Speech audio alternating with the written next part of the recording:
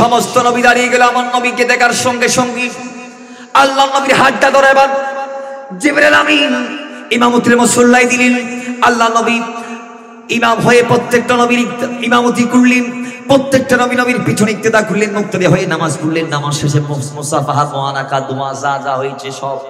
এরপর আল্লাহ নবী ঘুরে যাবেন, প্রত্যেক নবীর থেকে দোয়া চেয়েছেন, দোয়া করেছেন। এরপর আল্লাহ নবী যাইতে যখন বোরাক উঠতে যাইবে, বোরাক ওঠার সময় নবী একটা পাথরে পা দিয়ে উঠলো, দেখা গিয়েছে বোরাক পড়ে যায়, পাথরটাও পড়ে যায়। নবী এবার ডাক দিয়ে বলে, পাথর তুমি দাঁড়াও, কোথায় যাও? পাথরের জবান আল্লাহ খুলে দিয়েছে।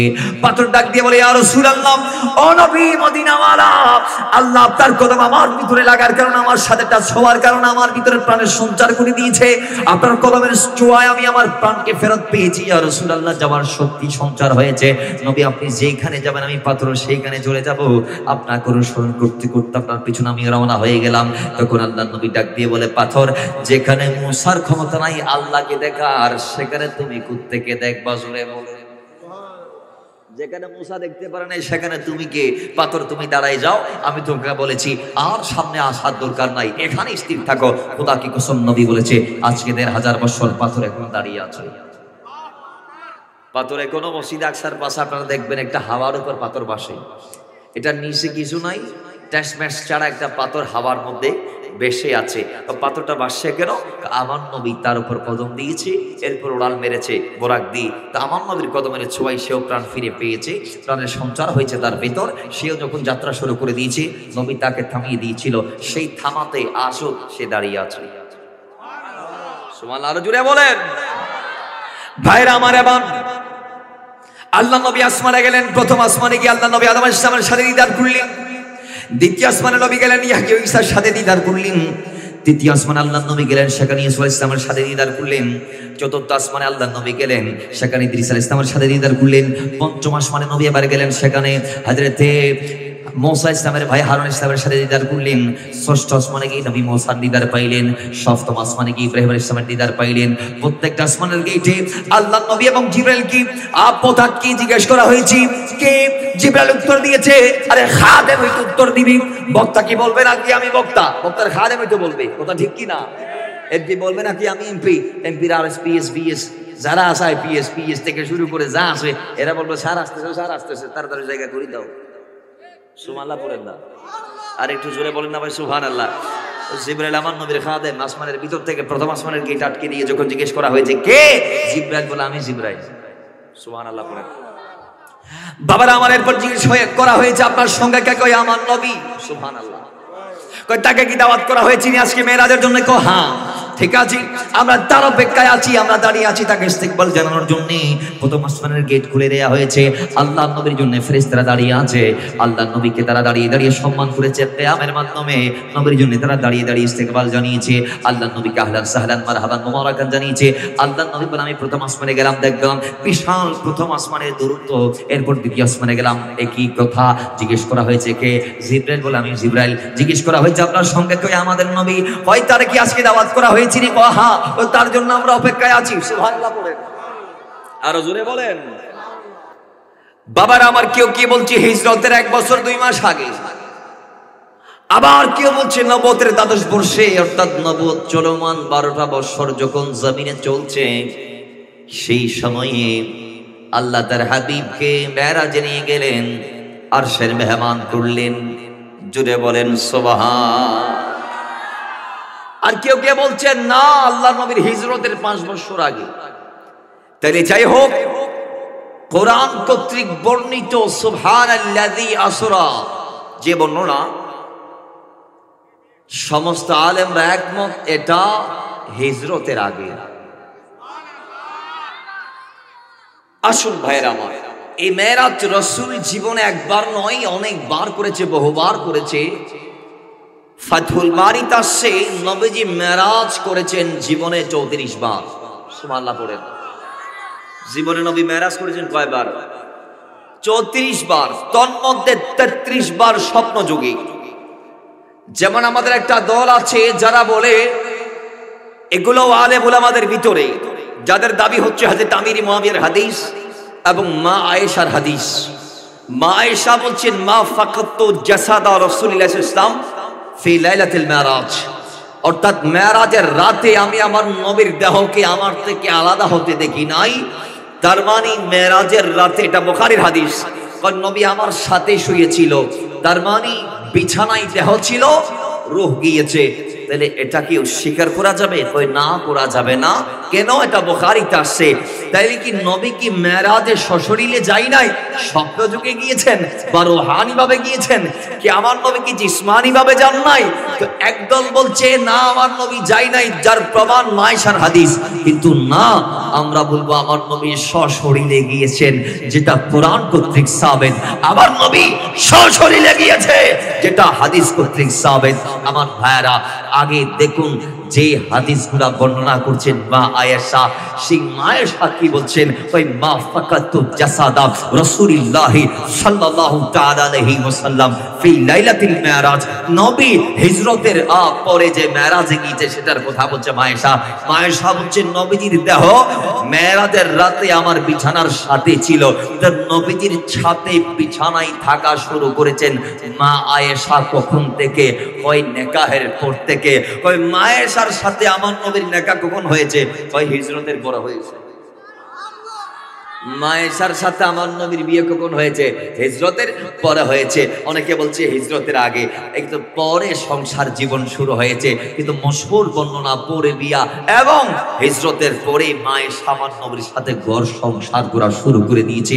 আর যে হযরতে আমির মুয়াবিয়া রাদিয়াল্লাহু তাআলার হাদিস, হযরতে আমির মুয়াবিয়ার হাদিসটাও সহিহ। কিন্তু আগে তাকান, হযরতে আমির মুয়াবিয়া ইসলামে কখন দাখিল হয়েছেন? মক্কা বিজয়ের সময়কার। তাহলে বোঝা গিয়েছে এগুলো অনেক পরে, হিজরতের অনেক পরের ঘটনা। কিন্তু আল্লাহ নবী রাহমাতাল লিল আলামিনকে আল্লাহ যে মেরাজ দিয়েছেন কোরআন কর্তৃক সাবেত, সেই মেরাজ হচ্ছে সশরীরে মেরাজ, যার দরুন আল্লাহ এখানে বলে দিয়েছেন বিআবদিহি। জোরে বলেন না সুবহানাল্লাহ। আব্দ কাকে বলে জানেন? কয় আব্দ তথা বান্দা তাকে বলে যার দেহ আছে, রূহ আছে। সুবহানাল্লাহ। শুধু রূহ থাকলে ওরে বান্দা বলা যায় না, শুধু দেহ থাকলে বান্দা বলা যায় না। তাহলে বান্দা তাকে বলে যার দেহ আছে, রূহ আছে। এজন্য আল্লাহ বললেন আমি বিআবদিহি বলেছি। আল্লাহ চাইলে বিনাবিহি বলতে পারতেন, বিরাসূলিহি বলতে পারতেন, কিন্তু আল্লাহ নবী বলে নাই, রাসূল বলে নাই। আল্লাহ কি বলেছেন? আল্লাহ বলেছেন বিআবদিহি। আব তাকে বলে যার কাছে দেহ এবং রূহ দুটাই আছে। জোরে বলেন সুবহানাল্লাহ। তাহলে বোঝা গিয়েছে নবীজি রুহানি ভাবে যাই নাই, জিসমানি ভাবে গিয়েছে, সেটা কোরআন কর্তৃক সাবেত। ওটা একবার, আর বাকি 34 বারের 33 বার হচ্ছে স্বপ্ন যুগে মেরাজ। জুড়ে বলেন সুবহানাল্লাহ। আল্লাহ এত বড় একটি নিয়ামত আমাদের নবীকে কেন দিলেন? জানার দরকার আছে না নাই? একটু আওয়াজ দিবেন, দরকার আছে না নাই? বাবারা আমার, আল্লাহ নবী রাহমাতাল লিল আলামিনকে আল্লাহ মেরাজ দেওয়ার অসংখ্য কারণ আছে।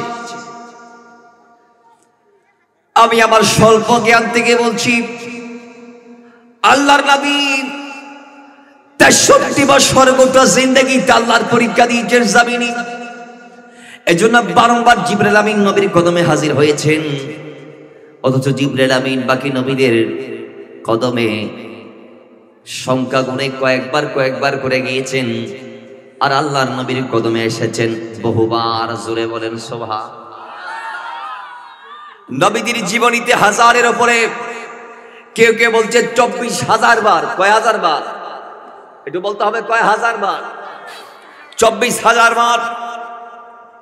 ইমাম বাইহাকি বলছেন আল্লাহর নবী কাল্লাম এরকম অলৌকিক ক্ষমতা, যেগুলাকে মুজিজা বলে, যেগুলা নবীরা দেখাইতে পারে, ওই মুজিজা আল্লাহর নবী জীবনে একবার দেখায় নাই, দুইবার দেখায় নাই, তিনবার দেখায় নাই। আল্লাহ আল্লাহর নবীকে মুজিজা দিয়েছে গুনে গুনে 1000টি। জোরে বলেন। ইমাম নববী বলে না 1000 না 1200। কত? একটু জোরে বলতে হবে, কত? ইমাম নববী বলে 1200। বাইরে আমার, আর অনেক আলেম বলে 1200 নয়। আল্লাহ আল্লাহর হাবিবকে মুজিজা দিয়েছে গুনে গুনে 3000টি। কথা বলেন, কয় হাজার? 3000। যাই হোক, আমরা বলবো ইমানদাররা, আল্লাহ আল্লাহর নবীকে 1000 নয়, 2000 নয়, 3000 নয়, আল্লাহ আমার নবীকে গোটা 63 বছরের প্রত্যেকটা সেকেন্ড মুজিজা দিয়ে ভরপুর করে দিয়েছেন। জোরে বলেন না সুবহানাল্লাহ। আমার নবী প্রত্যেকটা সেকেন্ডে সেকেন্ডে যা দেখিয়েছেন তা মুজিজা। কথা ঠিক কি না? আলা হযরত বলছেন মুজিজা মেরে নবী কা কহ দিয়া তো হো গয়া। সুবহানাল্লাহ। কয় আমার নবীর মুজিজা মানে এতটুক যে নবী যা বলেছে তা হয়ে গেছে, মানে আমার নবী যেটা বলেছে সেটা হয়েছে, এটাই নবীর মুজিজা। একটু জোরে বলেন না সুবহানাল্লাহ। তাহলে ওই মদিনাওয়ালা নবীর মুজিজার ব্যাপারে আমরা বলবো হাজার নয়, আমার নবীর গোটা জিন্দেগিটাই মুজিজা। কথা ঠিক কি না? তো তন্মধ্যে সবচেয়ে বড় মুজিজা হচ্ছে কোরআন। নবীজির সবচেয়ে বড় মুজিজা, এটা বিল ইত্তেফাক, এটা সবাই মেনে নিয়েছে, এটার উপর সবাই একমত যে আল্লাহর নবীর পুরো জিন্দেগিতে যেটা সবচেয়ে বড় মুজিজা সেটার নাম হচ্ছে কোরআনুল কারীম। সুবহানাল্লাহ পড়বেন না? বাইরে আমার এরপরে আল্লাহর নবীর যত মুজিজা আছে তন্মধ্যে শ্রেষ্ঠ মুজিজাগুলোকে যদি আপনি জড়ো করেন, একত্রিত করেন, তাহলে আপনি দেখবেন তন্মধ্যে আবার অন্যতম মুজিজার নাম মেরাজুন নবী। সুবহানাল্লাহ। মেরাজ কেন আলাদা?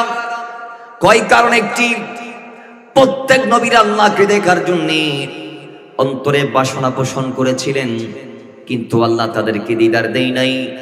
আল্লাহ এই দিদারের ব্যবস্থা, সিস্টেম, এই বাজেট, এই মকবুলিয়তটা একজন নবীর জন্য করেছেন, তিনি হচ্ছে আমার নবী, আপনার নবী। জোরে বলেন সুবহানাল্লাহ। মুসা নবীকে আমরা সবাই চিনি, বারংবার ফরিয়াদ করেছে রাব্বি আরিনি আনজুর ইলাইক, আল্লাহ দিদার দাও, তোমারে দেখতে চাই, তোমারে দেখতে চাই। আল্লাহ বলে সাব জবাব, লান তারানি, আমারে দেখা যাবে, সাব জবাব দেখা যাবে না। মুসা বলে আমি হাল ছাড়বো না, যতবার বলবা দেখা যাবে না আমি ততবার ফরিয়াদ করব। আল্লাহ বলে মুসা যখন মানতে চায় না, আমি যখন লান তারানি থিওরি দিয়ে তারা বোঝাইতে পারলাম না, আমি এবার সিদ্ধান্ত নিলাম আমি তারা প্র্যাকটিক্যালি বোঝাবো। আমি বললাম মুসা ঠিক আছে, তোর পর্বত অমুক দিন আসবা। মুসা ইসলাম আসতে লাগলেন। মুসা ইসলাম আসার আগে আল্লাহ বলে জিবরাইল যাও যাও তোর পর্বতকে ঘেরাও করো। 48 মাইল এলাকা আল্লাহ সিকিউর করলেন। 48 মাইলের ভিতরে একটা মশা মাছি আল্লাহ রাখে নাই, বের করে দিয়েছেন। একটা গাছ কি আল্লাহ রাখে নাই। সমগ্র সৃষ্টি জাহানের মাটি ব্যতীত যাচ্ছে সব 48 মাইলের বাইরে আল্লাহ নিয়ে গেলেন। এবার 4 এলাকা ফেরেশতাদের দিয়ে আল্লাহ পাক বেষ্টনী দিয়ালেন। আল্লাহ তারে রেড জোন করলেন, ভিতরে যাতে কেউ না আসতে পারে, বিদায় ফেরেশতাদেরকে দায়িত্ব দিলেন। এবার আল্লাহ ডাক দিয়ে বলে মুসা যাও, ওই তোর পর্বতে যাও, জুতা খুলে যাও। মুসা ইসলাম জুতা খুলে তোর পর্বতে গেলেন। এবার আল্লাহ সুবহানাহু ওয়া তাআলা তাকে বলে মুসা তুমি কি আসছো? আল্লাহ কয় আমি এসেছি। ও মুসা শক্ত করে দাঁড়াও। মুসা ইসলাম বলে আল্লাহ শক্ত করে তো দাঁড়ালাম। আল্লাহ বলে ঠিক আছে আমি জলওয়া দেব, তুমি দেখো। আল্লাহ জলওয়া দিয়েছে কতটুক? কয় কান মুরাতিল গানাম, বকরির নাকের ছিদ্র পরিমাণ। একটা ছাগল বকরির নাকের ছিদ্র যতটুক, আল্লাহ ততটুকুই ছেজাবে ইলাহি উত্তোলন করেছে। মাঝখানে 70,000টা পর্দা আল্লাহ রেখেছে। 70,000 পর্দা ভেদ করে হিজাবে ইলাহি আল্লাহর নূর যখন তোর পর্বতে পড়েছে, তোর পর্বত আর জমিনে থাকতে পারে নাই, ওটা জ্বলে সুরমা হয়ে গিয়েছে, লালে লাল হয়ে গিয়েছে। জোরে বলে। তাহলে মুসা বেহুশ, তোর পর্বত জ্বলে সুরমা, এখনো তোর পর্বতের মাটি লাল। তোর পর্বতের মাটি এখনো কি? একটু জোরে বলেন, তোর পর্বতের মাটি এখনো লাল। সেদিন আল্লাহ জ্বালিয়ে দিয়েছে, লাল করে দিয়েছে। সুবহানাল্লাহ পড়বেন না? তাহলে মুসা ইসলাম কি দেখতে পেরেছে? একটু আওয়াজ দিবেন, পেরেছে? পারে নাই। আল্লাহ বলে মুসা আমি তোমারে বলেছিলাম লান তারানি, আমারে দেখা, কিন্তু তুমি মানো নাই, বিদায় আমি তোমার প্র্যাকটিক্যাল বোঝালাম। থিওরি দিয়ে যখন মানাইতে পারি নাই, তখন প্র্যাকটিক্যাল আমি তোমারে মানালাম। এখন মুসা শোনো, তুমি তো একটা বাইনা ধরেছো, দেখবা। হ্যাঁ, আমি আল্লাহকে কেউ দেখবে না মনে করেছো? না, একজন দেখবে। তিনি কে? তিনি ওই নবী যার ওসিলায় কায়নাত বানিয়েছে। আর একটু জোরে বলেন না সুবহানাল্লাহ। আমি সেই নবীকে একদিন রজব মাসের 27 তারিখ রাতে আমি তাকে মেহমান বানিয়ে নিয়ে আসবো আমার কাছে, এবং আমি নিজে তাকে দিদার দিব, দিদার দিয়ে তাকে ধন্য করব। জোরে বলেন সুবহানাল্লাহ। তাহলে ঠিক কারণ। দ্বিতীয় কারণ, আল্লাহ বলেছেন আমার নবী হচ্ছেন প্রত্যেকটা ধর্মকে সত্যায়ন করবে। মুসাদ্দিকুল লিমা মাআকুম 3 পারা 18 নং পৃষ্ঠা আল্লাহ পাক বলেছেন, 3 পারা 18 কিংবা 19 নং পৃষ্ঠা সূরা আলে ইমরান আয়াত নং 81। আল্লাহ বলছেন আমার নবী ওই নবী যিনি এসে প্রত্যেকটা ধর্মকে সত্যায়ন করবেন। তো প্রত্যেকটা ধর্ম কি ছিল? প্রত্যেকটা নবীর দিনের মিশনার ভিশন কি ছিল? মিশনার ভিশন ছিল একটি, সেটা কি? সবাই বলেছে লা ইলাহা ইল্লাল্লাহ, আল্লাহ ছাড়া কোনো কি নাই, আল্লাহ নাই। এখন মুসা থেকে শুরু করে ঈসা পর্যন্ত, আদম পর্যন্ত প্রত্যেক নবীকে জিজ্ঞেস করলে প্রত্যেক নবী উত্তরে বলবেন আমরা আল্লাহর সাক্ষ্য দিয়েছি ওয়াহদানিয়তের, কিন্তু আমরা এক আল্লাহ এটা নিজ চক্ষে দেখি নাই, চর্মচক্ষু দিয়ে দেখি নাই, না দেখলেও জিবরাইল কর্তৃক আমরা এলান পেয়েছি, আল্লাহ জানিয়ে দিয়েছেন। সুবহানাল্লাহ। তবে মুসা আলাইহিস সালাম একটু বাড়িয়ে বলবে আমি কথা বলেছি কিন্তু দেখি নাই। এক আল্লাহর সাথে আমি কি বলেছি? কথা বলেছি, কিন্তু তারপরও দেখি নাই, কিন্তু প্রচার করেছে এক আল্লাহ, এক আল্লাহ, কিন্তু জানে না, নিজ চোখ দিয়ে দেখে নাই। আল্লাহ জানিয়ে দিয়েছি জিবরাইলের মারফতে জেনেছে, কিন্তু সচক্ষে দেখে নাই, নিজে গিয়ে জেনে নাই, জানে নাই। কিন্তু আল্লাহ বলে এই প্রত্যেকটা নবীর মিশনার ভীষণ ধর্মকে আমি সত্যায়ন করব আমার নবীর মাধ্যমে। যেই নবী সব নবীর পরে আসবে, যেই রসুল সব রসুলের পরে আসবে, আমি ওনাকে একদিন নিজ দায়িত্বে কুদরতি ব্যবস্থাপনায় এনে দিদার দিয়ে দেখিয়ে দিব রসুল প্রত্যেক নবী যে একটা মিশনার ভীষণকে বাস্তবায়নের লক্ষ্যে মাঠ পর্যায়ে কাজ করেছে। কেউ শাম দেশে, কেউ সিরিয়া দেশে, কেউ লেবাননে, কেউ বিভিন্ন রাজ্যে প্রত্যেক নবীরা যে তাদের নবুয়তের কাজ চালিয়েছে। হ্যাঁ, প্রত্যেক নবীর দিন সত্য, তারা যেটা বলেছে সেটা সত্য। আপনি আমাকে দেখে নিন যে একজনই আল্লাহ। জোরে বলেন না সুবহানাল্লাহ। আল্লাহ কয়জন? কুল হু আল্লাহু আল্লাহুস লাম ওয়ালাম ইয়াকুল লাহু। তাহলে বলুন আল্লাহ কয়জন? আমরা ইবাদত করি কয় আল্লাহর? ইয়্যাকা না'বুদু ওয়া ইহদিনাস সিরাতাল্লাযীনা আন'আমতা গায়রিল মাগদুবি ওয়ালাদ-দাল্লিন। সবাই পড়ি আমিন। তাহলে আমরা ইবাদত করি কয় খোদার? জোরে বলেন কয় খোদার? আল্লাহ বলে ওয়াবুদুল্লাহ ওয়ালা তুশরিকু বিহি শাইআ, আমার ইবাদত করো, আমার সমান কাউরে মনে করিও না। আল্লাহ বলে ওয়াকাদা রাব্বুকা আল্লা তা'বুদু ইল্লা ইয়্যাহু, আমি ছাড়া অন্য মালিক নাই, ইবাদত আমার করবা। জোরে বলেন সুবহানাল্লাহ। তাহলে আমরা কয় খোদার ইবাদত করি? আল্লাহ বলে মুসাদ্দিকুল লিমা মাআকুম, এই প্রত্যেকটা নবীর মিশনার মিশন কি সত্যায়ন করার জন্য আমি আমার নবীকে নিয়ে গিয়ে আমার দিদার দিলাম। আল্লাহ কেন নিয়ে গেলেন আমার নবীকে? কয় অসংখ্য কারণে নিয়ে গিয়েছেন। তার মধ্যে আরেকটি কারণ হচ্ছে যে আল্লাহর নবীর একই বছরে, তার জীবন থেকে একই মাসে দুজন আপনজন আল্লাহ কেড়ে নিয়েছেন। একজন চাচা মুত্তালিব, আর একজন হচ্ছে আমাদের আম্মাজান নবীজির স্ত্রী, যাকে নবী প্রথম বিয়ে করেছিলেন, আম্মাজান খাদিজা। জোরে বলেন আল্লাহ দুজনকে কেড়ে নিলেন। দুজন কেমন আপন ছিল জানেননি? কয় গোটা মক্কা নবীর বিপক্ষে ছিল, এই দুজন নবীর পক্ষে। এই দুজন নবীর পক্ষে গোটা মক্কা, গোটা আহলে মক্কা সবাই নবীর বিপক্ষে। মক্কাবাসী যখন নবীকে না চিনি আঘাত করত, গড়ে এসে নবী যাদের থেকে সান্ত্বনা পাইতেন তারাই হচ্ছে এই দুইজন। কয় এই দুজনকে আল্লাহর নবীর জীবন থেকে আল্লাহ নিয়ে গেলেন একই মাসে। আল্লাহর নবী দুজনকে যখন হারিয়ে ফেললেন, একজনকে বাম হাত বলা যায়, আরেকজনকে ডান হাত বলা যায়। বাম হাত ডান হাত আল্লাহ দুজনকে যখন কেড়ে নিলেন, আল্লাহ নবী সাময়িকভাবে বিকারগ্রস্ত হলেন, ক্ষতিগ্রস্ত হলেন। নবীজি একটু ভেঙ্গে পড়লেন। আল্লাহ বলে রাসূল আপনি ভেঙ্গে পড়বেন না, ওয়ালা সাওফা ইউতিকা রাব্বুকা ফাতারদা, আপনাকে এত দিব যে আপনি খুশি হয়ে যাবেন। জোরে বলেন সুবহানাল্লাহ। জিবরাইলে পাঠাই দিলেন। জিবরাইল জওয়াবান নবীর কদমে মেরাজের পয়গাম নিয়ে। কয়টি একটি কারণ কেন দিয়েছে মেরাজ? অসংখ্য কারণ আছে, তবে অন্যতম কারণ দুনিয়াতে অনেক বান্দা আসবে যারা আমার নবীকে তাদের কাতারে নিয়ে আসতে চাইবি, যারা নবীর মতো হতে চাইবি, যারা বলবি নবী আমাদের অমুকের মতো তমুকের মতো, অনেকে বলছে কিতাবের মধ্যে লিখছেন নবী আমাদের বড় ভাইয়ের মতো, নাউজুবিল্লাহি মিন যালিক। কয় আল্লাহ নবী আমাদের মতো বাশার ছিল, নাউজুবিল্লাহ। এই কথা যদি কেউ বলে থাকেন সে কাফের হয়ে যাবে, তার ঈমান খারিজ হয়ে যাবে।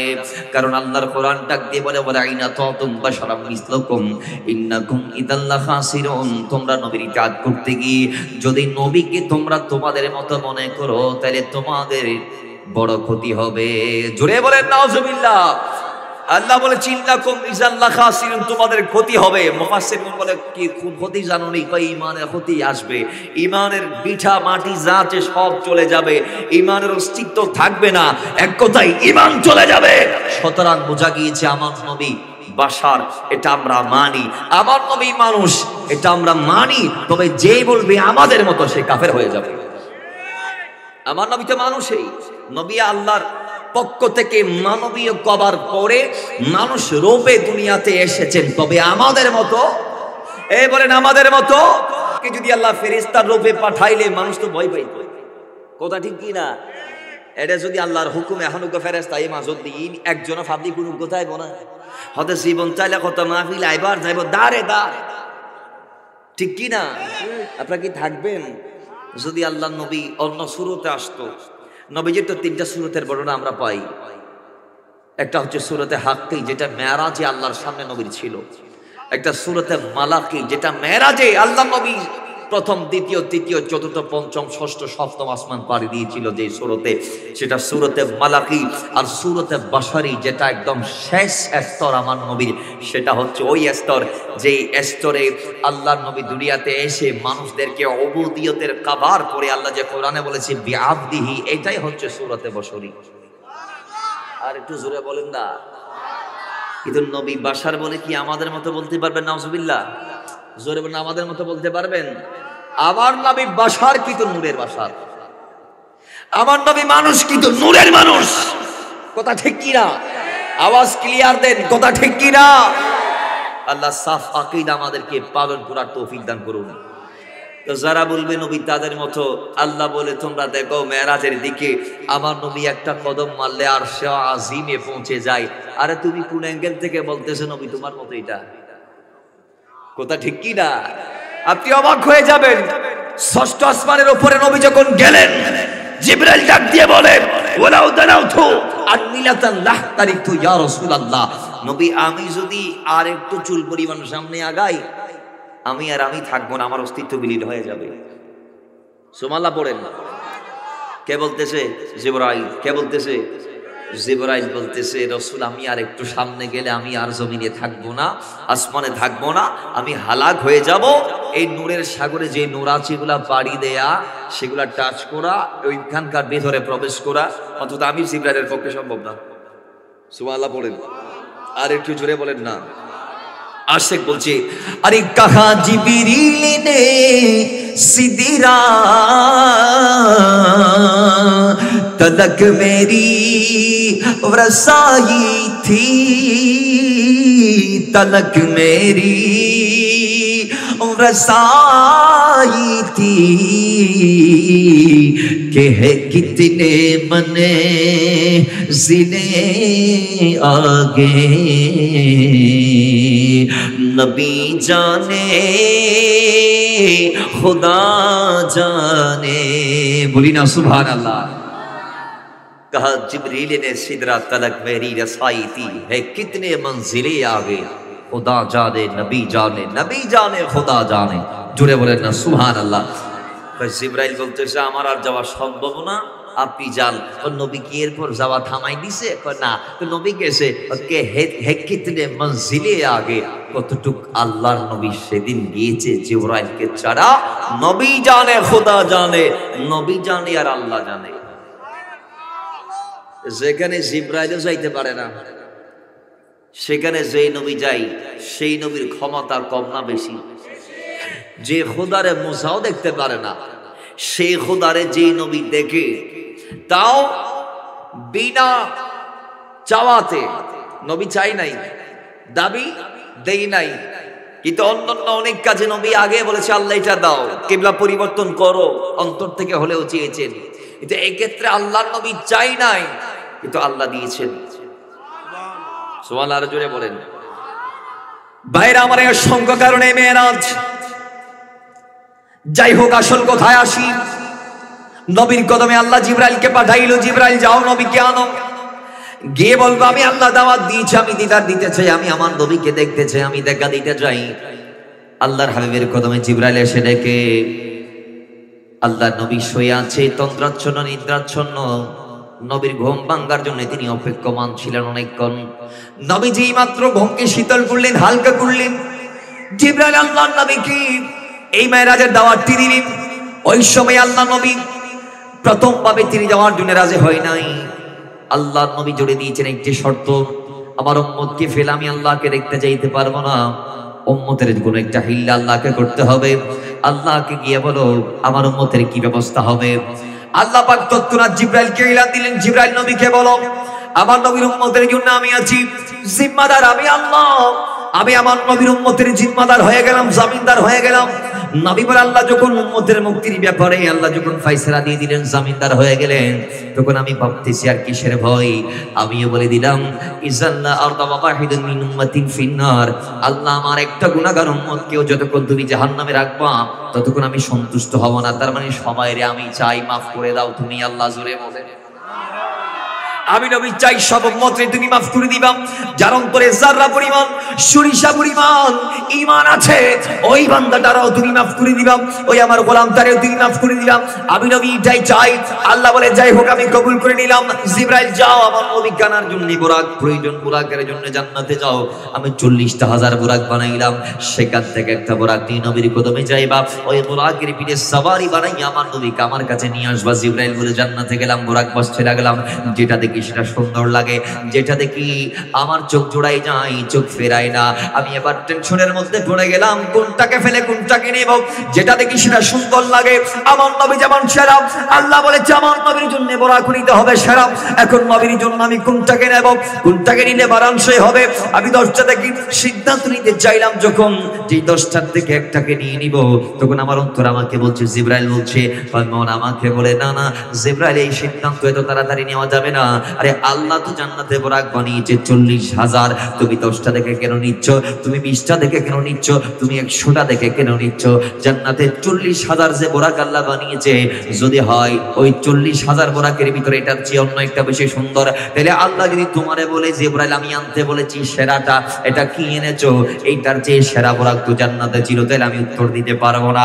জিবরাইল বলে এই জন্য আমি সিদ্ধান্ত নিলাম আমি প্রথমে গোটা জান্নাতটা পরিভ্রমণ করব, বুরাকের কাঠারগুলো আমি দেখব এবং সবগুলা দেখার পরে সর্বশেষ একটাকে বাছাই করব। জিবরাইল আমিন সিদ্ধান্ত নিয়ে নিলেন। এরপরে দেখতে আছি, দেখতে দেখতে দেখতে দেখতে জান্নাতের শেষ কোণায় গিয়ে একটা এমন বুরাক তিনি দেখতে পাইলেন যে বুরাকের গায়ের মধ্যে লোম নাই, শরীরের মধ্যে মাংস নাই, চোখের পানি পড়তে পড়তে রাস্তা হয়ে গিয়েছে, নাকের মধ্যে শেষমা দেখা যায়, রিক্ত হস্ত জীর্ণ শীর্ণ একটা বুরাককে দেখে জিবরাইল ডাক দিয়ে প্রশ্ন করে, বুরাক তুমি বলে দাও কেন তোমার এই হাল এই অবস্থা আমি জানতে চাই। বুরাক চোখের পানি ছেড়ে দিয়ে জিবরাইল ডাক দিয়ে বলে, জিবরাইল আমাকে প্রশ্ন করিয়েন না, আপনার কাছে আপনি চালাই যান, আপনার কাছে আপনি চালিয়ে যান। জিবরাইল বলে না, জান্নাতের মধ্যে তুমি যারা যত বুরাক আছে সবগুলোর অবস্থা একরকম, তোমার অবস্থা ভিন্ন রকম। এই ভিন্ন অবস্থার জন্য কি কারণ আমি জানতে চাই, এটার দায়ী কে আমি জানতে চাই। এই জন্য আমি তোমাকে প্রশ্ন করছি, বলো তুমি আমার উত্তর দাও, তোমার এই দুরবস্থার পিছনে কারণ কি আমি জানতে চাই। বুরাক ডাক দিয়ে বলে, কারণ একটাই, আমার আল্লাহ যখন বানিয়েছে, আমরা 40,000 একসাথে যখন আল্লাহ বানিয়েছে, আমাদেরকে বানিয়ে আমাদের আল্লাহ একটা কথা এলান দিয়েছেন যে এ বুরাক আমি তোদেরকে বানিয়েছি একটি কারণে। সেই কারণটা হচ্ছে যে ওই যে আমার নবীর নবুয়তের 10ম বর্ষে, 12 বর্ষে, 13 বর্ষে, হিজরতের 5 বছর আগে আমার নবীকে 27 রজব তোদের মাঝখান থেকে কোন একটি কপালওয়ালা বুরাক মেহমান বানিয়ে পিঠে চড়িয়ে আমার আল্লাহর কাছে নিয়ে আসবে। জোরে বলেন সুবহানাল্লাহ। এই একটাই কারণ, আর কোনো কারণ নাই। তখন বুরাক ডাক দিয়ে বলে, আল্লাহ বানিয়েছ 40,000, দায়িত্ব দিবে একজনকে, কে সৌভাগ্যবান বুরাক, কে ওই কপালওয়ালা বুরাক যে মদিনাওয়ালা রাহমাতাল লিল আলামিনকে আপন পিঠে উঠাইবি, তোমার কাছে নিয়ে যাইবি। আল্লাহ আমার নসিবে কি, আমার মুকদ্দরে কি তুমি সেই দায়িত্ব দিবা নাকি দিবা না? কই আমি আল্লাহর দরবারে ফরিয়াদ করেছি। এই ফরিয়াদ করতে করতে আমি আল্লাহর দরবারে চোখের পানি ফালাইতে ফালাইতে নবীর প্রেমাগুনে জ্বলতে জ্বলতে এমন ভাবে ধাও ধাও করে জ্বলেছি, এমন ভাবে শেষ হয়ে গিয়েছি যে জান্নাতের দানা পানি নাজ নিয়ামতের দিকে আমি তাকাই নাই। আমি গোটা জিন্দেগি রবের দরবারে ফরিয়াদ করেছি একটি মাত্র ফরিয়াদ, আল্লাহ আমি জান্নাতের কোনো নিয়ামত চাই না, কোনো নিয়ামত আমার দরকার নাই। আমি চাই নবীকে তুমি আমি বরাকের পিঠে তোলার সুযোগটা করে দাও। জোরে বলেন সুবহান আল্লাহু আকবার। ইয়া রাসূলুল্লাহ গৌসুল আজম দস্তগীর জিন্দাবাদ জিন্দাবাদ। ভাইরা আমার, এবার জিবরাইল বলে জালার বাড়ি গেল। বুরাক আমি টেনশনে পড়ে গেলাম। এই বুরাক নিতে হলে তোমারই নিতে হবে, তোমারে না নিয়ে যদি আমি অন্য একটারে নিয়ে যাই, রাহমাতাল লিল আলামিন যদি আমারে বলে ওই বুরাকটা সুন্দর ছিল না বিদায় তার বেদ বাদ দিয়েছো, কিন্তু তুমি কি জানো না, তোমারে তো জানিয়ে দিয়েছে যে এই বুরাকটাকে আল্লাহ বানান করতে গেছে আমি নবীর জন্য পাগল পারা হয়ে নিজের জীবনের সবটুকু কোরবান দিয়েছে। তুমি আমার গোলামটাকে কেন বাদ দিয়ে অন্যটারে নিয়ে আসলা? নবী যদি এই প্রশ্ন করে তোমারে বাদ দেওয়ার সঙ্গে সঙ্গে, তাহলে নবীর উত্তর দেওয়ার মতো ভাষা আমার থাকবে না। আর তোমার যদি নিয়ে যাই, আল্লাহ যদি আমারে বলে এই জিবরাইল আমি তোমারে জান্নাতে পাঠিয়েছি, দায়িত্ব দিয়েছি বুরাক আনার, শর্ত জুড়ে দিয়েছি সবচেয়ে সেরাটা নেওয়ার জন্য, এখন তোমার যদি নিয়ে যাই, আল্লাহ যদি বলে এই জিবরাইল জান্নাতে বুরাক বানিয়েছে 40,000 আনবা আমার নবীকে, এটা কি বুরাক তুমি নিলাম যেটার গায়ের মধ্যে মাংস নাই লোম নাই, দেখতে সুন্দর লাগে না, যেটাকে দেখতে সুন্দর লাগে এটারে কেন নিলা?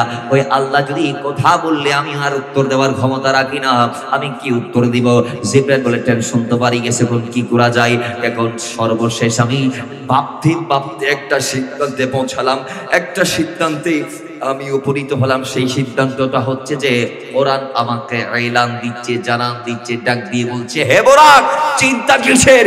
যিনি নবীর তিনি তো আমার আল্লাহ, যিনি নবীর মাইয়ুতিই রাসূলা ফাকাত আতা আল্লাহ, যিনি নবীর তিনি আমার আল্লাহর, যিনি নবীর কদমে গিয়েছে সিদ্দিক আকবর তিনি হয়েছে, যিনি আমার নবীর কদমে গিয়েছে ওমর ফারুক তিনি হয়েছে, হায়দারে কাররার তিনি হয়েছে, উসমান গনি তিনি হয়েছে। চিৎকার মেরে পড়েন না সুবহানাল্লাহ।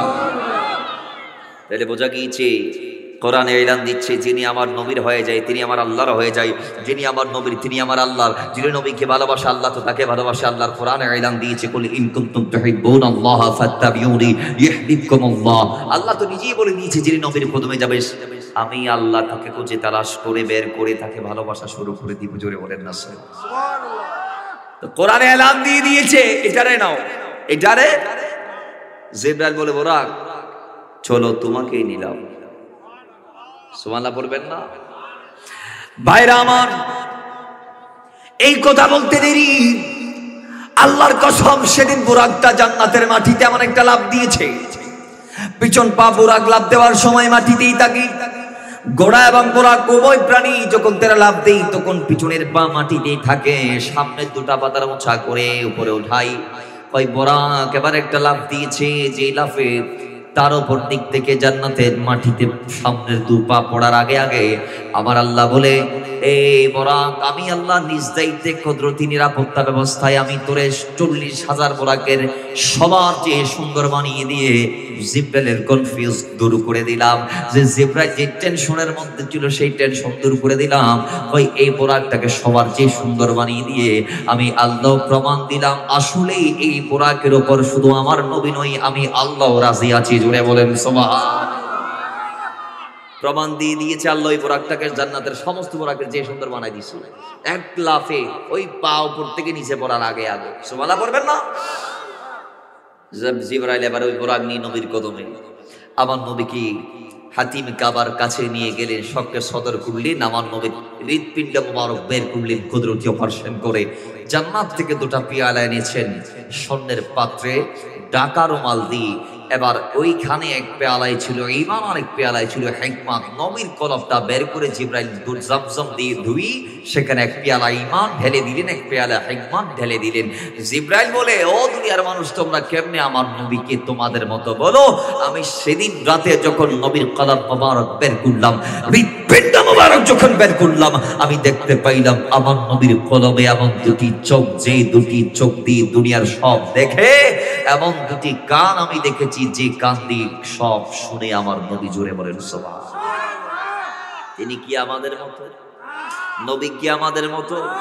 মেরাজের প্রত্যেকটা পদক্ষেপ স্টেপ বাই স্টেপ আপনাকে জানান দিবে। নবী কোনো দিক থেকে কোনো অ্যাঙ্গেল আমাদের মতো না। নবীর নামাজ আপনার নামাজের সাথে যায় না, মিলে না। নবী পড়ে 6 ওয়াক্ত, আপনি পড়েন 5 ওয়াক্ত। নবীর কলমা আপনার কলমা মিলে না। নবীর ইসলামের রাসূল 4টি, আপনার জন্য 5টি। তাহলে কোনো অ্যাঙ্গেল থেকে নবী আপনার সাথে যায় না। আপনি নবীর সমান হওয়ার প্রশ্ন আসে না। কারণ কয় নবী তো নবী, গোলাম তো গোলাম, মালিক তো মালিক, বাদশা তো বাদশাহ, গোলাম তো গোলাম। নবী কি আমি কি? উত্তর একটি, নবী হচ্ছে আমাদের আকা, আমরা তার গোলাম। নবীরে মানি যে নেই উম্মত, তারে বলে উম্মত মানি অনুসারী। যারে আমি মানি, যিনি আমার আইডল, যাকে অনুসরণ করা আমার দায়িত্ব, অনুকরণ করা আমার উপর ফরজ, সেই নবী কি আমার মতো? কিংবা আমরা কি নবীর মতো? তো যারা বলে মাথায় সমস্যা, কোথায়? জোরে বলেন কোথায়? আল্লাহ ট্রিটমেন্ট নেওয়ার তৌফিক দান করুক। কোরআন হাদিসে যথেষ্ট আল্লাহ ট্রিটমেন্ট দিছে। এরপরে যদি কারো অপারেশন সাকসেসফুল না হয়, তাহলে আল্লাহ তাদেরকে হেদায়েতের চশমা দিয়ে কোরআন খোলার তৌফিক দান করুন। আরো জোরে বলেন মুহাব্বতে দরুদ পড়ি, আল্লাহুম্মা সাল্লি مولانا محمد وعلى آل سيدنا کہ آنے والا ہے محبوب میرا، عرش کرسی فرشتوں سجا ہو، سرد کری دو جہنم کی آتش اور جنت کو دلہن بنا ہو، ام ہانی کی گرے کملی والی سورہ تے جبریل آئے اور بولے کہ یہ حکم رب ہے، جلد محبوب کو میرے لاؤ، آنے والا ہے، آنے والا ہے، آنے والا ہے، آنے والا ہے، آنے والا ہے محبوب میرا، عرش کرسی فرشتوں سجاؤ، اللہم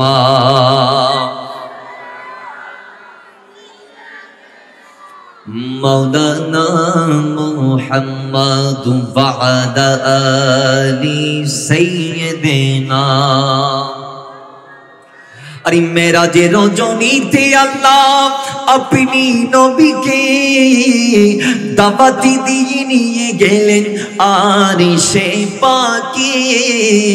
মেরাজের রজনীতে আল্লাহ আপনি নবীকে দাওয়াত দিয়ে নিয়ে গেলেন আরশে পাকে।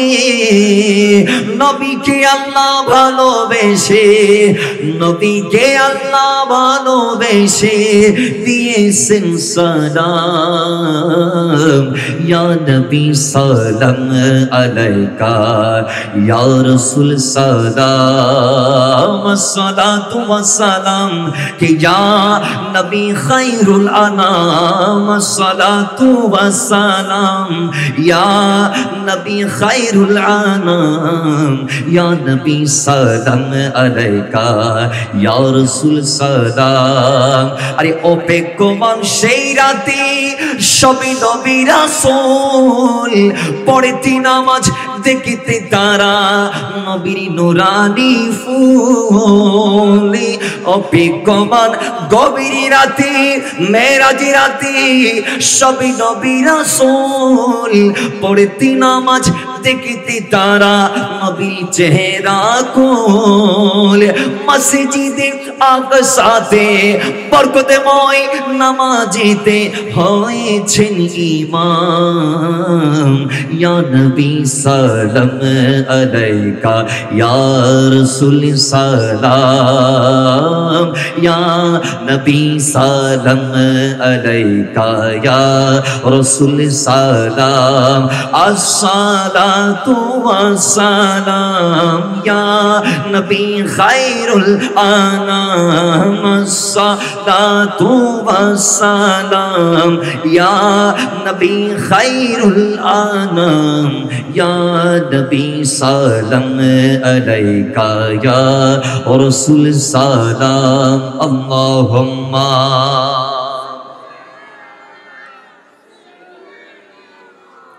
مولانا محمد وعلى آل سيدنا। ভাইরা আমার, আবার আল্লাহর নবীকে জিবরাইল সবকে সদরটা করাইলো, আমার নবীকে দাঁড় করাইলো। জিবরাইল আমার নবীর সামনে বোরাকটা রাখলো। 2 রাকাত নামাজ আল্লাহর নবী পড়েছে। আল্লাহর নবী সেদিন রাতে 2 রাকাত পড়ে জিবরাইল কর্তৃক আনিত যে বোরাক নবীর সামনে হাজির, ওই বোরাকের উপর কদমটা দিতে যেই মাত্র চাইছেন, আল্লাহর নবী দেখে জিবরাইলের আনিত বোরাক নড়াচড়া করে। আল্লাহর নবীর এই সামনে বোরাকের এই কাণ্ড দেখে জিবরাইল এবার ডাক দিয়ে বলে, বোরাক কেমন কেন করছো? ওই যে জান্নাতে তো নবীর প্রেমিকের দাবিদার করেছিলা, জান্নাতে নবীর প্রেম দেখাইছিলা, আজকে নবী তোমার সামনে তোমার এই হাল চাল। তুমি কি জানো আল্লাহর এই জমিনে ইনার যে আল্লাহর কাছে দামি আর কেউ নাই? জোরে বলে, জবান করে বলেন না সুবহানাল্লাহ। আল্লাহর কসম, জিবরাইল ডাক দিয়ে বলে, এই বোরাক তুমি বোধহয় ভুলে গিয়েছো, ওই জমিনে রবের সামনে সমস্ত নবীকে দাঁড় করিয়ে দিলে ইনার চেয়ে সামনে আসার সুযোগ কোন নবীর হাতে নাই। জুড়ে বলেন না আল্লাহু আকবার। ইয়া রাসূলুল্লাহ গৌসে আজম দস্তগী জিন্দাবাদ। তাহলে আমার নবীর দাম কম না বেশি? এটা কি আমাদের কথা না জিবরাইলের কথা? এখন একদল বলবে আমরা বললে তো এগুলা মানতে চায় না তারা। এখন জিবরাইল বলতেছে, বোরাক রে তুমি যে নড়াচড়া করতেছো, তুমি কি ভুলে গিয়েছো ইনি ওই নবী যিনি ইমামুল আম্বিয়া ওয়াল মুরসালিন। আজকে ওই নবীর পেছনে লক্ষ লক্ষ নবীরা মুক্তাদি হয়ে ইক্তেদা করে আমার নবীকে ইমাম বানিয়ে তারা সালাত আদা করবে। জুড়ে বলেন না সুবহানাল্লাহ। ভাই সিরিয়াল এবার বোরাক শান্ত হয়ে গিয়েছে, নবী তার পিছনে সওয়ার হয়েছে। যাইতে যাইতে মাদায়ান আরেক জায়গা ইয়াসরিব, এইভাবে যাইতে যাইতে কাসিবা আহমর আল্লাহর হাবিব ডাক দিয়ে বলছে, ইমাম মুসলিম রাদিয়াল্লাহু তাআলা মুসলিম শরীফ হাদিসটা কোট করেছে, রাআইতু মূসা ওয়া হুয়া কায়িমুন ইউসাল্লি ফি কবরিহি মারাত ইনদাল কাসিবা আহমর। নবী ডাক দিয়ে বলে, আমি যখন কাসিবা আহমর নামক জায়গা দিয়ে যাচ্ছিলাম তো রাআইতু মূসা, আরেক বর্ণনার মধ্যে সে ফারাইতু মূসা, আমি সেই কাসিবা আহমর লালু পতাকা দিয়ে যাওয়ার সময় আসমান থেকে দেখছি কবরের ভিতরে আমার ভাই মূসাকে, রওজার ভিতরে আমি আমার ভাই মূসাকে দেখছি। কি অবস্থায়? ওয়া হুয়া কায়িমুন, সেই দাঁড়ানো, এবং কি করছে দাঁড়িয়ে দাঁড়িয়ে? কোন দায়িত্ব? ফায়ুসাল্লি ফি কবরিহি, তিনি তার কবর শরীফের ভিতর নামাজ পড়ছে। ও মুসলমান, এবার বোঝা গিয়েছে নবীরা মরা না। একদল বলে নবী মাননে কি বাত, মাটি সে মিলকর ফানা হুয়া, আমার নবী নাকি নাউজুবিল্লাহ ইন্তেকালের পরে মাটির সাথে মিশে গিয়েছে। যাদের এই কুফরি আকীদা, ইয়াকিনান হাদিসে পাকের দিকে তাকাও, কোরআনের দিকে তাকাও। কোরআন বলছে নবী নয় শুধু, নবীর প্রেমে যে জীবন দেয় সেও তো জিন্দা। ولا تكونوا لمن يقتل في سبيل الله اموات بل احياء ولا تحسبن الذين قتلوا في سبيل الله اموات بل احياء عند ربهم يرزقون। কোরআন বলছে নবীর প্রেমে যারা জীবন দেয় যুদ্ধের মাঠে গিয়া, তারা শুধু জিন্দা নয়, তারা কবর শরীফে আল্লাহর পক্ষ থেকে রিজিক পর্যন্ত খাচ্ছে। নবীর গোলাম যদি জিন্দা হয় নবী কি মরা হবে না? আপনারা কি মদিনা শরীফে যান আমার নবীর কাছে সালাম দেওয়ার জন্য? আমার নবী জিন্দা, এটা আমাদের বিশ্বাস আছে না নাই? জোরে বলুন আছে না নাই? এক দলের নবী মারা গেছে, এক দলের নবী মারা গেছে, এই জন্য তারা মদিনায় যায় না, এই জন্য তারা। কিন্তু আমরা কিয়ামতের আগ তক সুন্নিরা যাব কি যাব না? একটু জোরে বলুন, যাব কি যাব না? আল্লাহ আমাদেরকে যাওয়ার তৌফিক দান করুন। তো নবী ডাক দিয়ে বলছে, আমি আসমান থেকে দেখছি আমার ভাই মুসা আমার উপর আল্লাহর মেরাজ করছে, তিনি সেখান থেকে সোলাত আদা করছে। আরেক বর্ণনার মধ্যে আসছে, কয় আল্লাহর নবীকে মুসা সেদিন দেখার পর আমার নবীর উপর কলমা পড়ে মুসলমান হয়ে গিয়েছে। আর একটু জোরে বলেন না সুবহানাল্লাহ। সেদিন মুসা আমার নবীকে দেখার সঙ্গে সঙ্গে আমার নবীর উপর কলমা পড়ে সে সাক্ষ্য দিয়ে ফেলেছে, আমার নবীর উম্মতের খাতায় তার নাম তুলে দিয়েছে। বাবার আমার এবার আসল নবী আরেকটু দূরে গেলেন, যাইতে যাইতে ইয়াসরিব, সেখানে নবী নামলেন। জিবরাইল আমিন বলে, ইয়া রাসূলুল্লাহ এখানে 2 রাকাত নামাজ পড়তে হবে।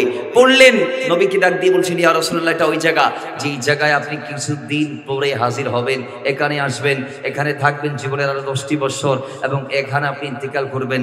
এখানেই আপনার ইন্তিকালের স্থানে আপনার সমাধিস্থল হবে, রওজা মুবারক হবে। জোরে বলেন না সুবহানাল্লাহ। সেই মদিনা এইভাবে ক্রস করতে করতে ঈসা ইসলামের জন্মস্থান সহ প্রত্যেকটা জায়গায় জায়গায় নবী গেলেন, দাঁড়ালেন, ভ্রমণ করলেন। আল্লাহর কোরআনও বলছে, সুবহানাল্লাযী আসরা বিআবদিহি লাইলাম মিনাল মাসজিদিল হারামি ইলাল মাসজিদিল আকসাল্লাযী বারাকনা হাওলাহু লিনুরিয়াহু মিন আয়াতিনা ইন্নাহু হুয়াস সামিউল বাসীর। এই প্রথম যাত্রা যেটাকে আসরা বলে, যেটা মেরাজের প্রথম যাত্রা, প্রথম স্তর। আসরা মানে রাত্রিকালীন ভ্রমণ, মেরাজ মানে ঊর্ধ্ব ভ্রমণ। আসুন ভাইরা আমার, আর এরাজ মানে যেটা আল্লাহ তাআলা রাসূল কর্তৃক একান্ত, যেটা একদম সিদরাতুল মুনতাহার পর থেকে কাবা কৌসাইন পর্যন্ত যাত্রা, সেটা হচ্ছে এরাজ।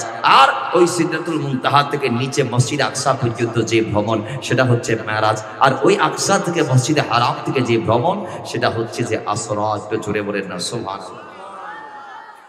বাইরে আমার সর্বশেষ আল্লাহ নবী আকসায় পৌঁছালেন। সেখানে গিয়ে আল্লাহ নবীর বাহনটা জিবরাইল আমিন বাঁধলেন, নবীর হাতটা ধরে এবার তিনি প্রবেশ করলেন মসজিদ আকসায়। আল্লাহ নবী রাহমাতুল লিল আলামিন যখন সেখানে প্রবেশ করলেন, আমার নবীর সম্মানে প্রত্যেকটা নবী সেদিন দাঁড়িয়ে দাঁড়িয়ে কিয়াম করেছে, আমার নবীকে সম্মান দেখিয়েছে। ও দুনিয়ার মুসলমান, আজকে নবীর জন্য যখন আমরা দাঁড়াই, আমরা যখন পড়ি ইয়া নবী সালামু আলাইকা, ইয়া রাসূল সালামু আলাইকা, ইয়া হাবিব সালামু আলাইকা, সালাওয়াতুল্লাহ আলাইকা, আমাদের দেশে একদল আছে আমাদেরকে বেদাতি বলে ফতোয়া লাগাই, ট্যাগ লাগাই, আছে না নাই? জোরে বলেন আছে না নাই? নবীর জন্য কিয়াম করতে তাদের সমস্যা, নবীর জন্য দাঁড়াইলে তাদের এলার্জি বেড়ে যায়, নবীর জন্য কিয়াম করলে তাদের চুলকাই। আমি বলবো নবীর জন্য কিয়াম করাটা বেদাত নয়, বেদাত নয়। হাদিসে মেরাজ গুলো প্রত্যেকটা নবী আমার নবীর সম্মানার্থে দাঁড়িয়েছেন। হাদিসে মেরাজ গুলো 70,000 ফেরেশতা সেদিন আমার নবীর জন্য কিয়াম করেছে, দাঁড়িয়েছে।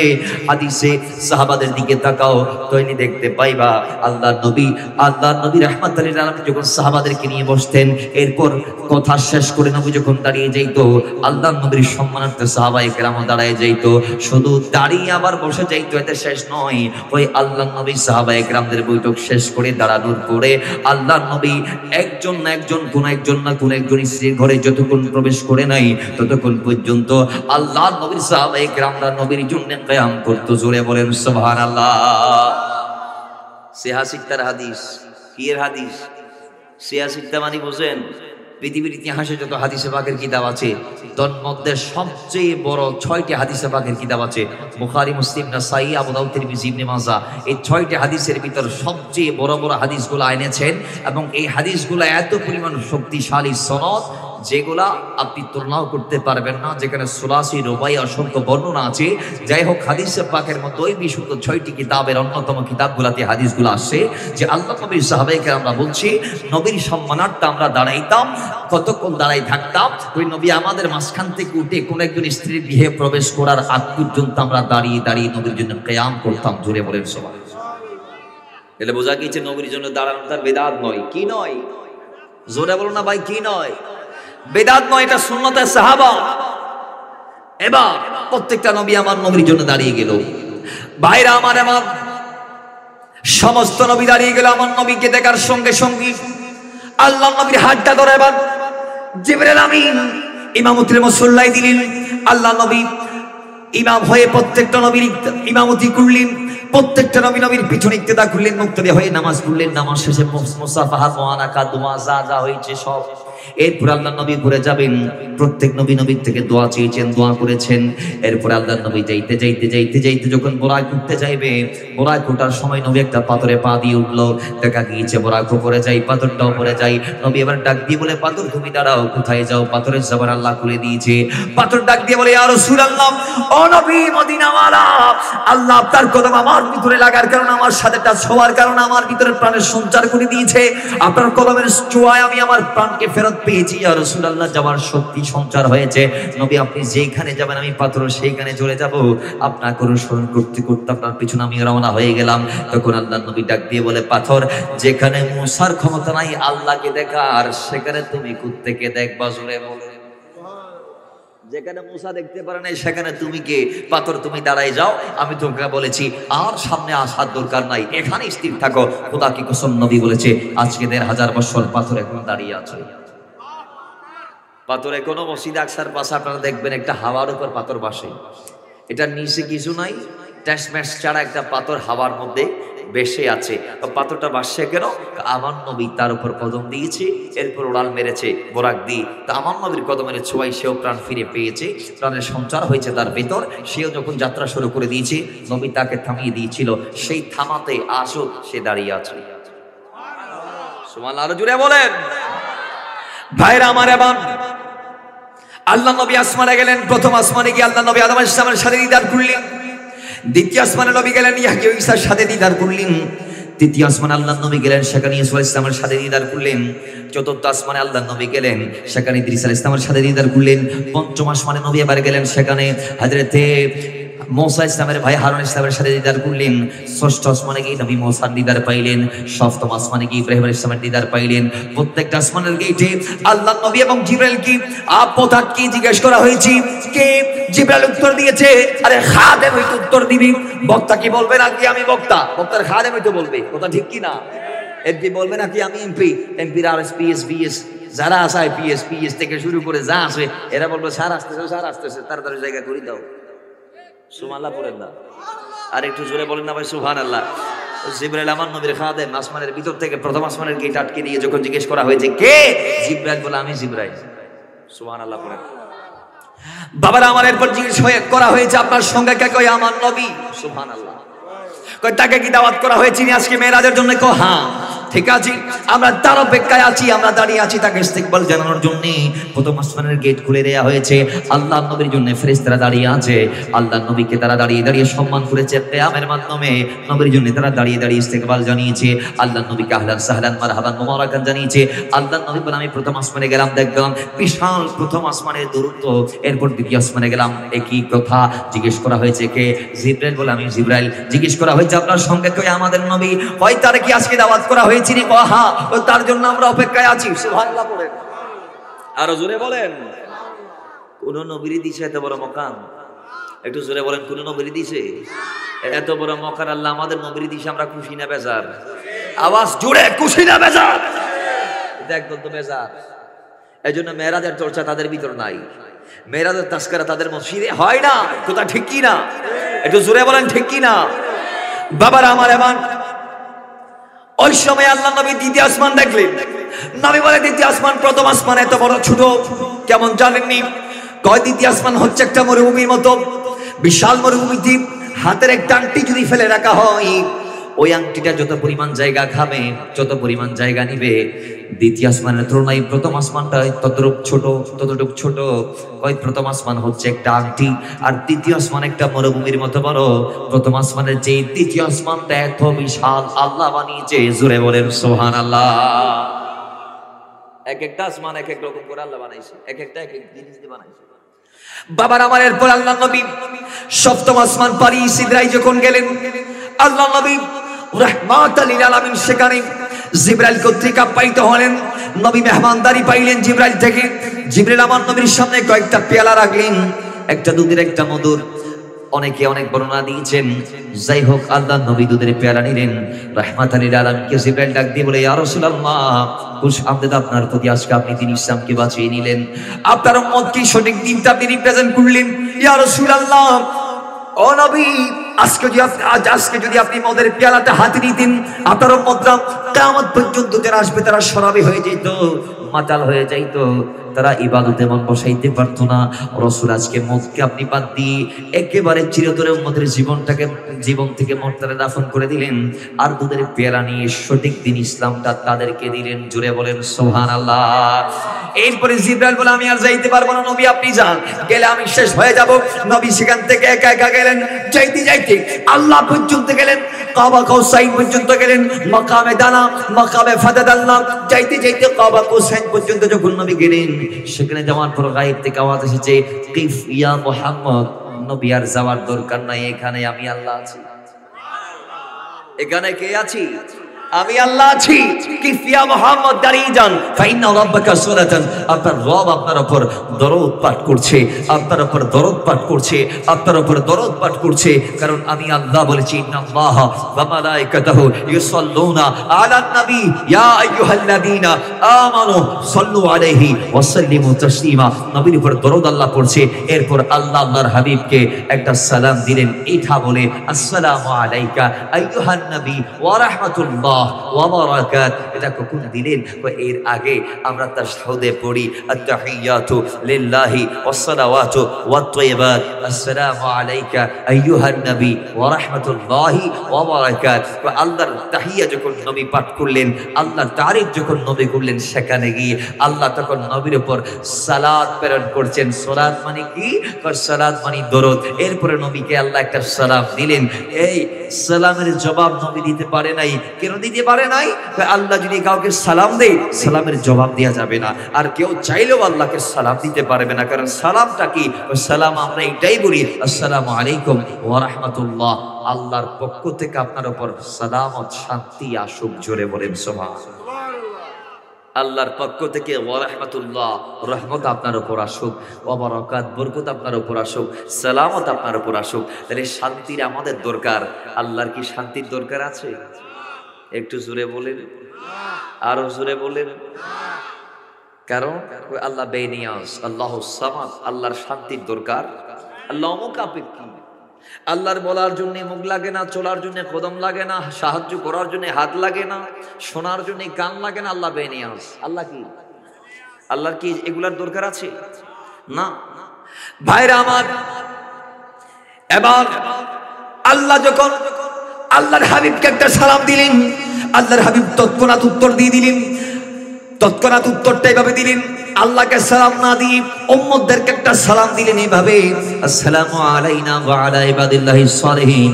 আল্লাহ নবী রাহমাতাল লিল আলামিন সেদিন আল্লাহর সামনে দাঁড়িয়ে উম্মতের সালিহিন যারা আছে, এই যে আজকে যে হযরতে দমশাতিন আউলিয়ার মাজার শরীফের ওরসে পাক এখানে হচ্ছে, ওই আল্লাহর ওলি এবং গরিব নামাজের রোজ আজকে এখানে হচ্ছে, এইরকম যত আল্লাহর ওলি জমিনে আছে, আল্লাহর হাবিব সেদিন আল্লাহর সামনে দাঁড়িয়ে উম্মতের সমস্ত আউলিয়াদেরকে সালাম দিয়েছে। জোরে বলেন সুবহানাল্লাহ। নবী দিয়েছে, এটা শেষ নয়, সালাম হইতে আবার আমরাও দিচ্ছি তাশাহুদের মধ্যে। কথা ঠিক কি না? আমরা বইটুকে সালাম দেই কি দেই না? আত-তাহিয়াতু লিল্লাহি ওয়াস সালাওয়াতু ওয়াত তাইয়্যিবাত, আসসালামু আলাইকা আইয়ুহান নবী ওয়া রাহমাতুল্লাহি ওয়া বারাকাতুহু, আসসালামু আলাইনা ওয়া আলা ইবাদিল্লাহিস সালিহিন। সালাম দেই কি দেই না? নামাজের ভিতরে যদি সালাম দেন আল্লাহর ওলিদেরকে, যদি বেদাত না হয়, তাহলে এখানে মিলাদ কি? আমরা যদি আল্লাহর ওলির নাম নিই, অনেকে বলতেছে আবার নবীর সালাম আর মাতি মাতি ওলিরা সালাম করার দরকার কি? নামাজও দরদ না ভাই, নামাজও আসসালামু আলাইকা আইয়ুহান নবী ওয়া রাহমাতুল্লাহি ওয়া বারাকাতুহু বলে আমার নবীকে সালাম। এরপর আসসালামু আলাইনা ওয়া আলা ইবাদিল্লাহিস সালিহিন। এটা কারা? নবীর উম্মত এর ভিতরে যারা সালেহীন, সৎ কাজ করে, নেককার যারা, পরহেজগার যারা, সালেহীন যারা, আমরা নামাজে তাদেরকে সালাম দিয়ে দেই। জোরে বলেন সুবহানাল্লাহ। নামাজে যদি জায়েজ হয়, নামাজের বাইরে না জায়েজ হইব নি? তো জোরে বলেন, না জায়েজ হবে নি। আল্লাহ বুঝার তৌফিক দান করুন। জোরে বলেন আমিন। সর্বশেষ কালামের পর কালাম, আল্লাহর হাবিবকে দেখছেন কোরআন ডাক দিয়ে বলে, সুম্মা দানা ফাতাদাল্লা ফাকানা কাবা কাউসাইনি আও আদনা, বলে এতটুকু কাছে গিয়েছে, দুই দিন বা তার চেয়ে কম পরিমাণ ব্যবধান সেদিন ছিল। এবার নবী আল্লাহকে দেখেছে। অনেক কালাম হয়েছে জাহের বাতে, যেগুলো কোরআনে আছে, কিছু কোরআনে নাই, হাদিসে আসছে, আর কিছু হাদিসে নাই, যেগুলো নবীর সিনাতে রয়ে গিয়েছে। নবীর সিনা থেকে আলীর সিনায় গেছে, আলীর সিনা থেকে ওলি আল্লাহরা পেয়েছে, ওলি আল্লাহরা তাদের মুরিদদেরকে ডেলিভারি দিচ্ছে। এগুলা ইলমে বাতিনি, এগুলা ইলমে যেগুলা কোরআন হাদিসের কোনো পাতাই নাই, যেগুলা শায়েখের কলব থেকে মুরিদের কলবে। কথা ঠিক কি না? এগুলাকে ইলমে বাতিনি বলা হয়, যেগুলা পেলে আপনি মুকাম্মাল জাহিরের পাশাপাশি। ভাইরা আমার, এরপরে আল্লাহর হাবিব আল্লাহকে দেখে চলে আসবেন। সেদিন আল্লাহর হাবিব কি উম্মতদের মুক্তির জন্য একটা তোহফা দিয়েছি, একটা ব্যবস্থা দিয়ে দিয়েছি, যেটাকে নামাজ বলা হয়। আল্লাহ বলে আকিমুস সালাত, রাসূল আপনার উপর, আপনার উম্মতের উপর নামাজ আমি দিয়ে দিলাম। আল্লাহর কয় ওয়াক্ত বুখারীর বর্ণনা আসছে 50 ওয়াক্ত সালাত। ইমাম বুখারী ডাক দিয়ে বলে নবী নিয়ে চলে আসছিলেন মাঝখানে ষষ্ঠ আসমান, মুসা কালিমুল্লাহর সাথে দেখা। মুসা ইসলাম ডাক দিয়ে বলে, ওগো আল্লাহর নবী রাহমাতাল লিল আলামিন, কোথায় যাচ্ছেন? কই জমিনে চলে যাচ্ছি। আল্লাহকে কি দেখা শেষ? হ্যাঁ দেখা শেষ। তো কি দিয়েছে উম্মতের জন্য? 50 ওয়াক্ত নামাজ দিয়েছে। রাসূল আপনি তাড়াতাড়ি যান, উম্মত পারবে না, উম্মত পারবে না। আমার উম্মত 2 ওয়াক্ত পারে না, আপনার উম্মত 50 ওয়াক্ত কেমনে পারবে? উম্মতের চিন্তায় আবার নবী উপরের দিকে গেলেন। সেখানে কোনো জিবরাইল নাই, মিকাইল নাই, কেউ নাই, নবী একা একা যাচ্ছে। নবী আবার গেলেন, আল্লাহ আমার উম্মত পারবে না, পারক, আবার একটু কমাই দাও। আল্লাহ 10 করে 4 বার কমিয়েছে। বুখারীতে আসছে। এরপর আরেকবার গেলেন, 5 ওয়াক্ত কমিয়েছে, 5 বারে 45 ওয়াক্ত। বা আরেক বর্ণনার মধ্যে এসেছে আল্লাহ নবী 9 বার যাওয়া আসা করেছে, 5 করে 45 ওয়াক্ত আল্লাহ কমিয়ে দিয়েছে। এখন সর্বশেষ 5 ওয়াক্ত নিয়ে নবী চলে আসে। আল্লাহ নবী মুসা ডাক দিয়ে বলে, নবী এটাও পারবে না উম্মত, আপনি আবার যান। আল্লাহ নবী রাহমাতুল লিল আলামিন ডাক দিয়ে বলেন, আমি আর যাইতে পারবো না, আমার লজ্জা লাগছে। কোথায় 50 ওয়াক্ত আর কোথায় 5 ওয়াক্ত? আল্লাহ আমার জন্য, আমার উম্মতের জন্য কত সহজ করে দিয়েছে দিনটা, আমি আর যাইতে পারবো না। আল্লাহ নবী যখন এই কথা বললেন, আল্লাহ ডাক দিয়ে বলে, হাবিব আমার, আপনার এই উক্তি মান তাওয়াদা লিল্লাহ রাফাহুল্লাহ, আপনি আমার জন্য ছোট হয়েছেন, এটা আমার বড় পছন্দ হয়েছে। আল্লাহর হাবিব আমি এলান দিলাম মান জাবিল হাসানাতি ফালাহু আশরু আমসালাহা, আপনার কোন উম্মত যদি 5 ওয়াক্ত নিয়মিত পড়তে পারে, আমি তাকে 1 ওয়াক্তে 10 করে 50 ওয়াক্তের সওয়াব দিয়ে দিব। জোরে বলে প্রতি ওয়াক্তে 10 করে 5 10 কত ওয়াক্ত? জোরে বলেন কত ওয়াক্ত? মান জাবিল হাসানাত, কোরআন বলছে ফালাহু আশরু আমসালাহা, 1 এ 10, 1 এ কত? আওয়াজ জোরে, 1 এ, আওয়াজ আরো জোরে, 1 এ। তাহলে 1 এ 10 করে যদি পাইতে চান, নামাজ পড়ার দরকার আছে না নাই? আওয়াজ দিয়ে বলেন ভাই, দরকার আছে কি নাই? এখানে প্রত্যেকটা নামাজ যে আমরা পড়ি, ফজর, জোহর, আসর, মাগরিব, এশা, ফজরে 2, জোহরে 4, আসরে 4, মাগরিবে 3, এশা 4, এই টোটাল 17 ওয়াক্ত নামাজ দৈনিক ফরজ। 17 রাকাত নামাজ। কত রাকাত? 5 ওয়াক্তে 17 রাকাত নামাজ দৈনিক ফরজ। আমাকে বলা হয়েছে এই প্রত্যেকটা ওয়াক্ত আমরা ফজরের নামাজটা 2 রাকাত কেন পড়ি, জোহরের নামাজটা 4 রাকাত কেন পড়ি, আসরের নামাজটা 4 রাকাত কেন পড়ি, মাগরিবটা 3 কেন পড়ি, আর এশাটা 4 রাকাত কেন পড়ি? এগুলার কারণ কি আমাকে বলা হয়েছে। কারণগুলো আমরা জানতে চাই কি চাই না? একটু আওয়াজ দেন, কারা কারা চান না? হাত তুলেন। মাশাআল্লাহ, ধরা খাই গেছে।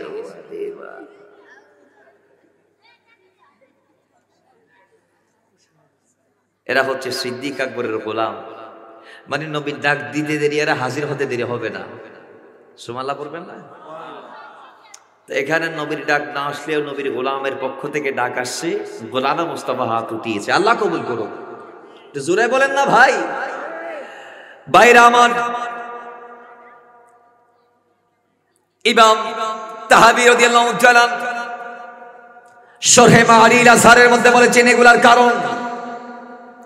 কই আল্লাহ সুবহানাহু ওয়া তাআলা জান্নাতে আদম আলাইহিস সালামকে বানিয়ে তার বাম পাজরের বাগাহাত থেকে তার স্ত্রী হাওয়াকে বানালেন।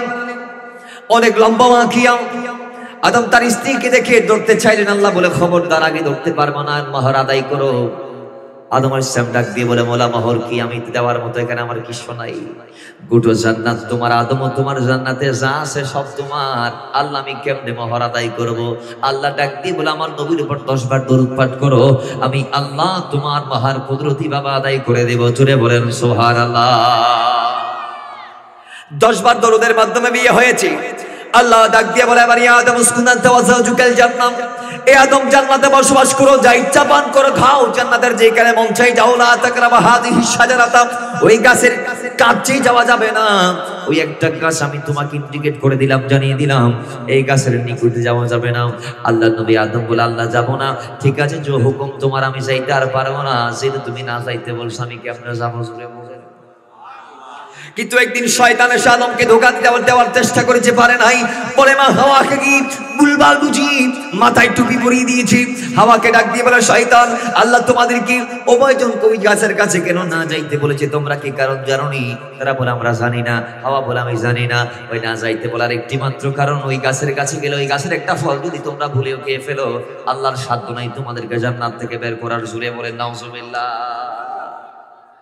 হাওয়া ইসলাম এই কথা স্বামীরে বললেন, স্বামী সহ গেলেন। আদম সাহেব প্রথমে যাইতে চাই না, পরে স্ত্রীর অনুরোধে যাইতে রাজি।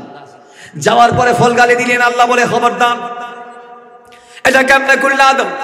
তুমি তো আমার নির্দেশ পালন করতে পারো নাই।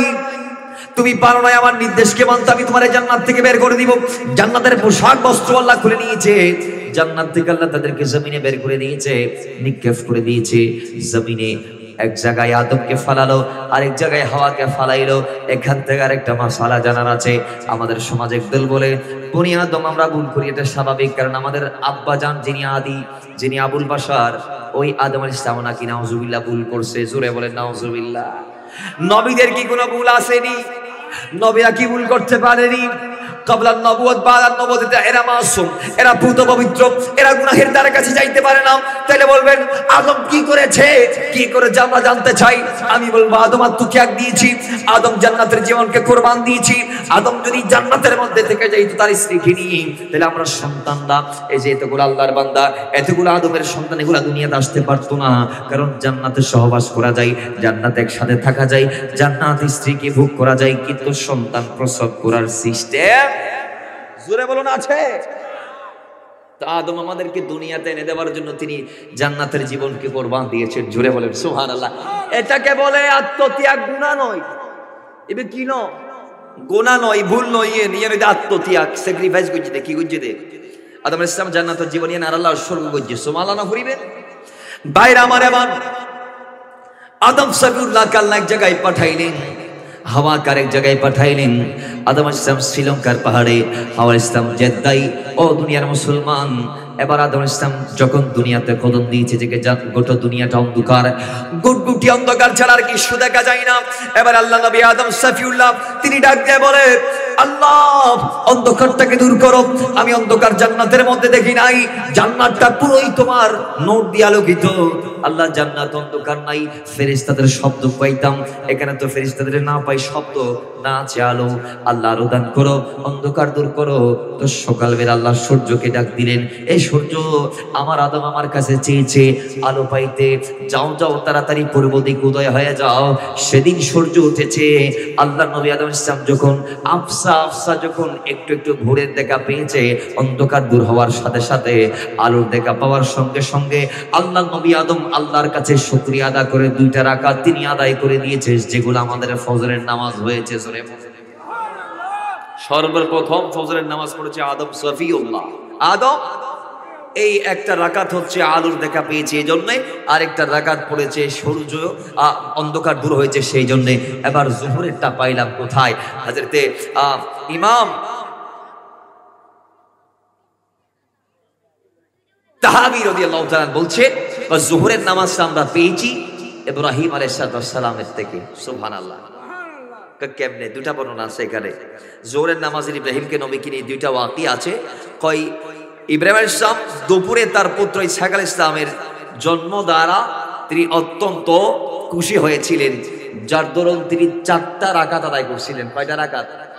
তো আওয়াজ দেন। সর্বপ্রথম জোহরের নামাজ জমিনে যিনি আদায় করছেন তিনি হচ্ছেন ইব্রাহিম আলাইহিস সালাতু ওয়াস সালাম। কেন বললেন? তার বৃদ্ধ অবস্থায় যখন তার পুত্র হয়েছে ইসহাক আলাইহিস সালাম, তখন তিনি 4টা রাকাত আদায় করছিলেন, যেগুলো আল্লাহর ভাল লাগছে। আল্লাহ সেগুলোকে আমাদের জন্য জোহরের নামাজ হিসেবে ফরজ করে দিয়েছে। আরেকটা বর্ণনা হচ্ছে কয় ইসহাক আলাইহিস সালাম না, আল্লাহর নবী হযরত ইব্রাহিম আলাইহিস সালাম এবং ইসমাঈল আলাইহিস সালামকে যখন একসাথে পরীক্ষা করলেন, পিতা পুত্র উভয়ই যখন পাশ হলেন, তখন আল্লাহর নবী ইব্রাহিম পরীক্ষায় পাশ হওয়ার পর পরে 4টা রাকাত আদায় করছিলেন। সুবহানাল্লাহ পড়বেন না? এগুলো আমাদের জোহরের নামাজ হয়েছে। সুবহানাল্লাহ জোরে বলেন। বাবার আমাদের পরে আসরের নামাজ নবী হুজুর আলাইহিস সালামকে কেন্দ্র করে সর্বপ্রথম আল্লাহর এই জমিনে নবী উজাইর আলাইহিস সালাম প্রথম আসর পড়েছিলেন। মুসলমান আল্লাহ, আমরা সবাই জানি কোরআন কর্তৃক সাবেত যে ওয়াকিয়া, আল্লাহ উজাইর আলাইহিস সালামকে 100 বছর পরে পুনরায় জিন্দা করেছিলেন। মৃত্যুর 100 বছর পরে তিনি আবার জিন্দা হয়েছিলেন।